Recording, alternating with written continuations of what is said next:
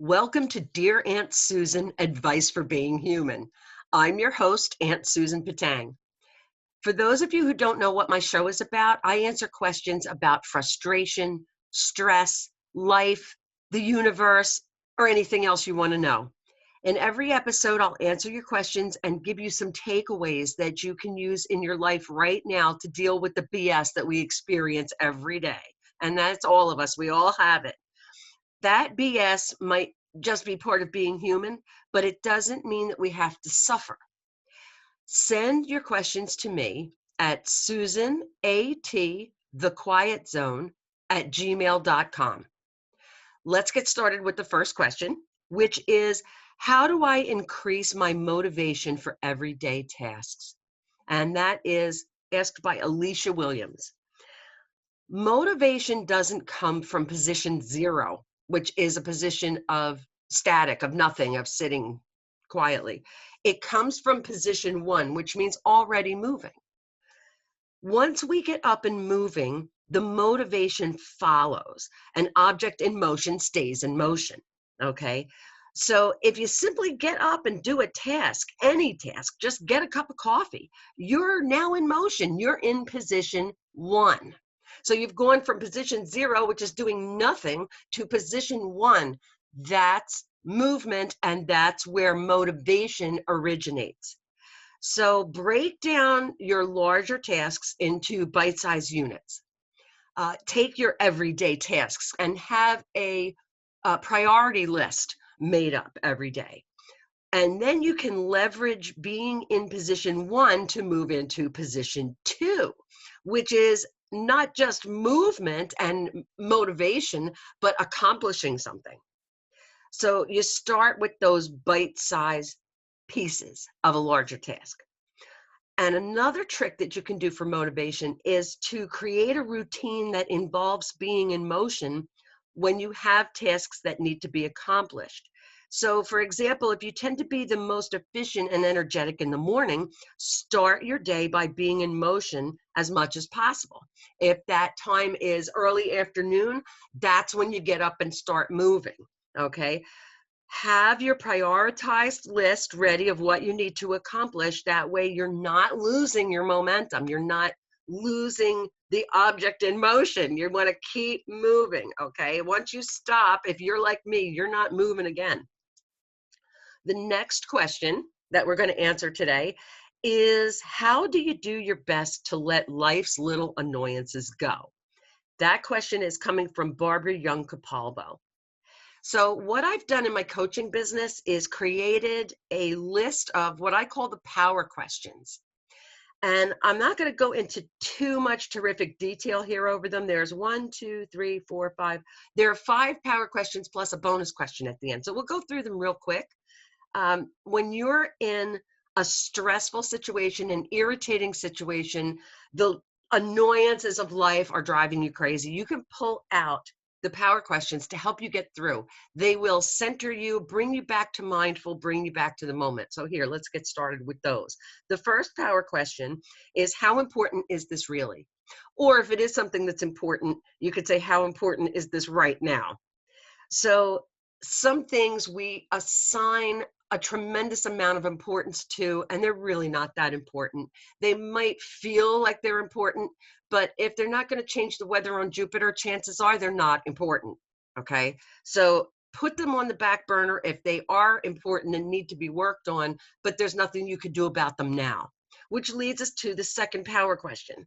What is something positive and constructive that I can do about this? Focus on having a solution-oriented mindset during the day. How do I solve the problem? The third power question, what emotions are trying to drive me? And what you can do is take a look at, I'm irritated, I'm angry, I'm fearful, I'm nervous, whatever that emotion is. Identify it, label it. Tell yourself, okay, I'm irritated because I'm angry, because I'm fearful, because I'm anxious, because of whatever's going on, the annoyances of daily life. And then strap those emotions into the back seat like you would a 2-year-old. you don't want to let them drive. You want to acknowledge them and say, okay, well, this is what it's like to be angry. This is what it's like to be fearful.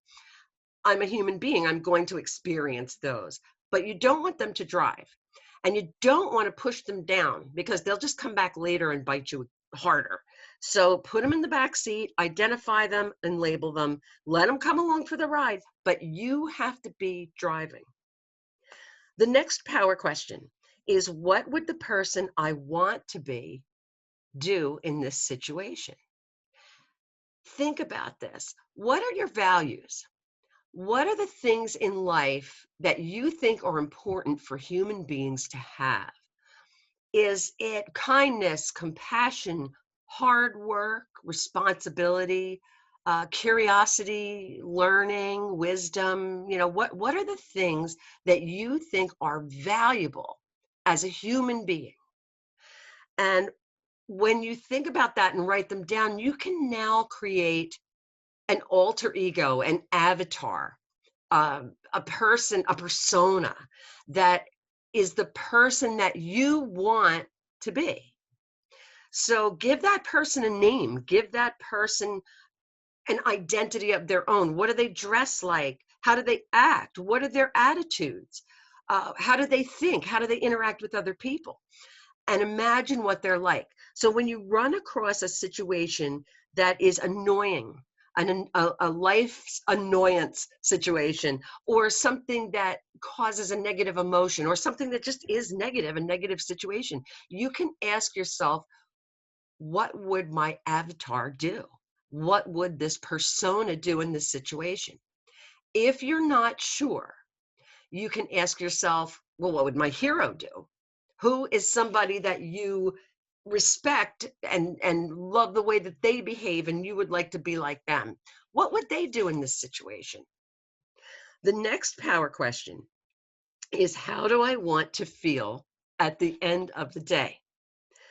A lot of times we don't realize that, and I know I do this all the time, is at the end of the day, it's like, wow, I guess I could have handled that better.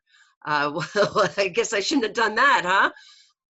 What do you want to feel at the end of the day? Do you want to feel guilty because you didn't do your best? Or do you want to feel like, hey, I did everything I possibly could, and I'm a badass for having tried, but I just wasn't able to do everything I wanted to do? Do you want to be satisfied with the way you behaved and the efforts that you made during the times of life's little annoyances, like getting pecked to death by a duck or nailing jello to a tree, if you've heard of those sayings, right? There are things that happen that are just such a pain in the ass. So how do you want to feel at the end of the day? Did you do your best? The bonus question at the end is, this is the bonus power question. What is something positive I can take from this situation? What did I learn from it? Is there a lesson to be learned?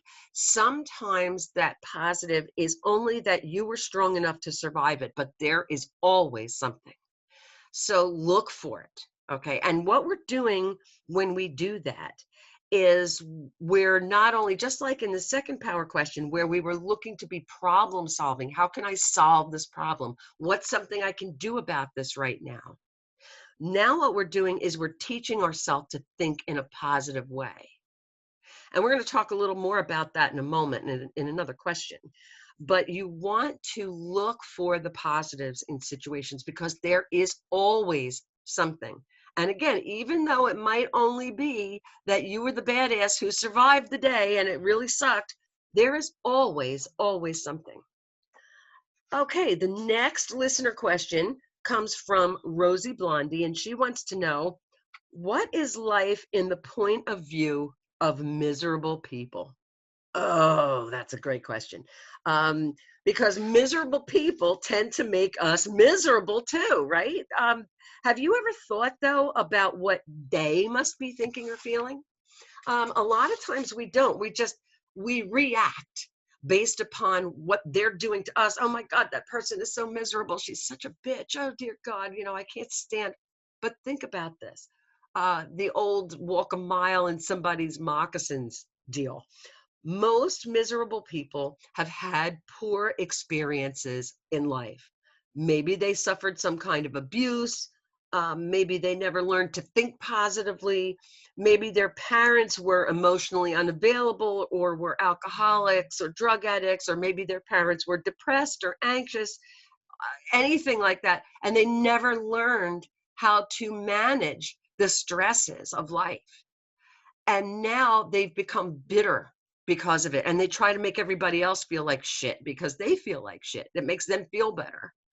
And that means their self-esteem is in the toilet. So it's got to suck to be in a life situation like that, right?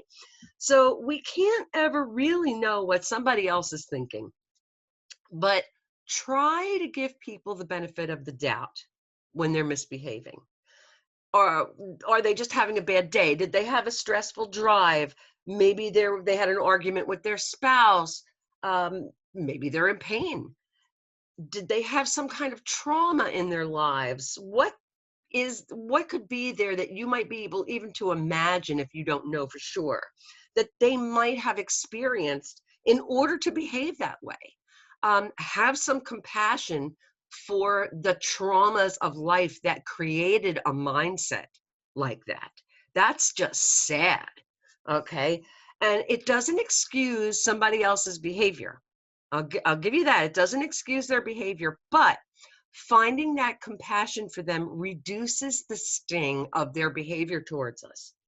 And it also helps us stay calm so that we can now process the conflict and use conflict resolution skills to work through it. It's not nice for somebody to behave poorly towards us. And if they're doing something that you need to set a limit for, well, for sure, do it.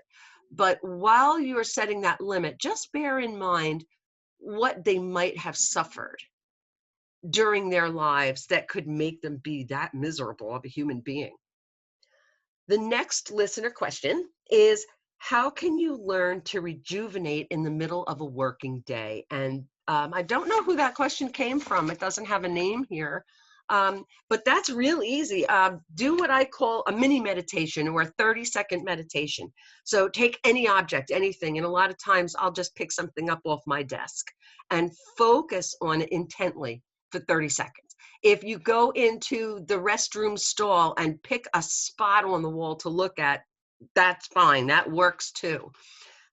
What color is the object you're looking at? What's it made of? How does it feel in your hand if it's something that you're holding? What shape does it have? What patterns are on it? Observe it. How is it made? What are the materials it was made from? And when we do this, take that 30 seconds just to focus intently on one object, we stop spiraling thoughts and the emotions that go with them. We recenter ourselves, we bring ourselves back to this moment right now, which is where we are the most productive, is this moment right now, because we spend 100% of our time in right now. Think about that. So 30-second meditation, real great way to rejuvenate in the middle of the day. Next listener question. How can your thoughts reshape your outlook on life? And this is a great question too, asked by Peter Coltis. Your thought process, of course, has everything to do with your outlook on life. And here's how it works. I call it the new car factor. When we get a new car, suddenly we start to notice all the other ones just like it on the road. Those cars didn't just magically appear out of nowhere. They've been there the whole time. But now that model is familiar to us because we have one. In the same way, when our thoughts are positive, mindful, grateful, whatever, that way of thinking is now familiar to us. We will notice more and more things for which we can be grateful, that we'll be mindful more often. We'll notice the positive aspects of life. The more we notice, the more we'll see, because they become familiar to us. It changes our outlook because now we're seeing more and more positivity. We're being more and more grateful. We're being more and more mindful and noticing more things in the moment, okay? There are other benefits to the new car factor too. People who feel the same way will now be attracted to us because our attitude is familiar to them. So we'll have better friendships and relationships. Opportunities will be presented to us and be recognized more easily because they're familiar. Okay. This is the real law of attraction. You've heard of the law of attraction. Oh, we're going to manifest stuff and we're going to have a vision board and we're going to go woo woo and dangle crystals over our heads. No, no, no, no. We don't need to do any of that. What we need to do is to be grateful, mindful, and positive about what we already have.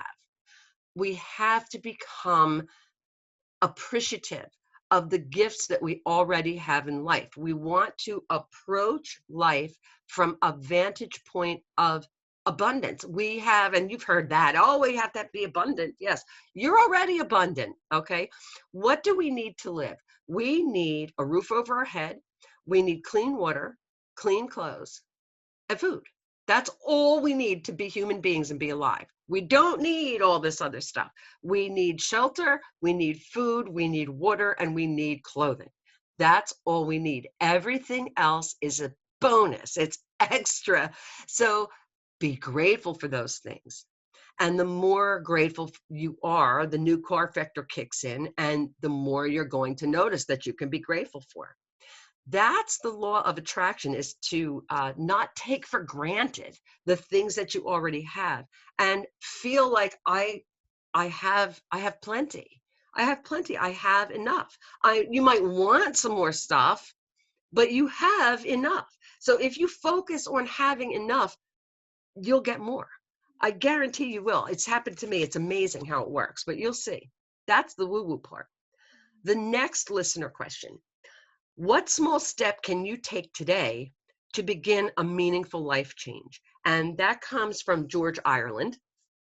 So George, I'm going to tell you, it's actually 2 steps. It's 2 small steps. And we were just talking about this: mindfulness and gratitude. And I know that's 2, but they do go together. Stay in the present moment. The past is gone and the future isn't here yet. Our lives get kind of made up by milestones. They are the things that we remember the most easily. But we spend 95% of our time in the in-between moments, in between those milestones, right? And we also, like I said before, we also spend 100% of our time in right now, if you think about it. The past is gone, the future's not here yet. So doesn't it make logical sense to be in the here and now and make the most of it? And that's how we make the most of it, is to find wonder and amazement and awe and gratitude in what's around us right now. So being mindful just simply means being observant. We are observing our feelings, our thoughts, the way our body feels, our environment, what's around us at the time. So all you really need to do to be mindful is to be observant, to notice what's happening right now. Don't worry about what happened yesterday. Don't ruminate about that. It's gone. You can't change it. The future's not here yet. Don't be thinking about what the next thing is that you have to do. Think about what you're doing right now. Focus on it. Experience it. Notice things about it you didn't notice before. One of the biggest mindfulness aha moments that I ever had was washing the dishes and seeing all the colors that were in the soap suds while I was washing the dishes. And I just went, wow, this is the coolest thing ever. And now I love to wash the dishes, okay, because I get to see all those colorful bubbles. So very small example, but that's one thing, okay? Gratitude is another. Finding the awe and wonder and amazement and the gratitude for the little tiny things in life. Experience life. Notice the vibe. What is for lack of a better word, the aura of the room and the vibe in the room, and be grateful for what you have. And that gratitude doesn't just extend to the big, huge things like, I'm grateful for God. Yeah, okay, yeah, well, of course you're grateful for God. Of course you're grateful for your husband or your wife. Of course you're grateful for your kids. Of course you are. Of course, we're all grateful for those things. Think about them, but also find gratitude for little things, okay? Tiny wins that you experience during the day, like making it through a green traffic light, a short line in the deli, a smile from a stranger, getting everything you needed off your shopping list. Okay, those little wins are the things that make up life, all those little in between moments. And it's the new car factor. So the more we focus on being in the moment and finding those wonderful little things, the more we'll notice and we'll start seeing everyday miracles. Also, find wonder and amazement in the smallest of things too. So just pay attention when you're walking out to your car from the house. Listen to the way the leaves rustle in the breeze. Notice how animals communicate with each other. That's amazing. Think about the amazing tech that we use every day and we take it for granted. Our cell phones, our computers that you hold in your hand. You can talk to somebody with no wire. It's like magic going through the air. Have you ever stopped to think about that? Your car. Your car is a box on wheels and you are hurtling down the road at 55 miles an hour or faster if you're me. And could you do that yourself? Could you fly through the air at that speed? Of course not. Think about that marvel, the wonder and the amazement. Think about what would happen if you brought Ben Franklin back and put him in front of a Netflix movie. What would he do? He'd probably have a heart attack. Think about that. These are the things that we can be amazed by, find awe and wonder in, and be grateful for on a daily basis. The little minutia. And the last question that I wanted to offer up to you today, and this is a huge, huge takeaway that I really hope that you'll pay attention to because it's so important. Devin has asked me, why did corporations' interests become a priority over everything and everyone else? What an awesome question. The short answer is because people are greedy. Okay. And this isn't something new. This has been going on for generations. Look up your history, during the Industrial Revolution, Tammany Hall, and, all these things. People who were rich dictated what happened to the rest of us and how many hours people worked and what products got onto the market.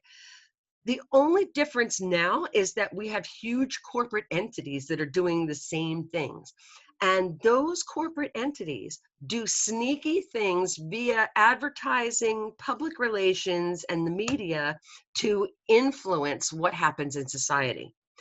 They spew messages that it's important to have as much stuff as you could possibly get. You are not a valuable human being unless you have all the services that they have to offer. And they send you messages that sound like, don't get left behind. More and more and more is better. If you don't look like a toothpick, then you're not beautiful. These are the messages that corporate America spews to us on a daily basis.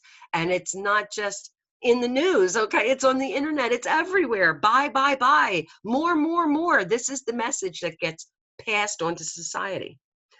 And I think a big part of it has to do with the fact that human beings have not evolved as organisms as fast as society and technology have grown. It's like giving a 3-year-old matches to play with. It's just not going to have a pretty end. Human nature is to accumulate, to acquire. Think about back in the hunter-gatherer days when we had to be like that or we might not survive. We need more and more and more. We need to accumulate. We need to hoard. Okay, we need to have enough to make it through the winter. That's a biological need.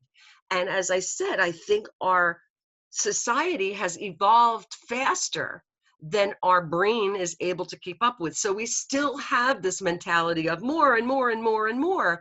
And of course, a corporation is going, the people behind the corporation, because it's all run by people, are going to say, yep, more and more and more and more means more and more and more money for us, which means we can have more and more and more. Okay.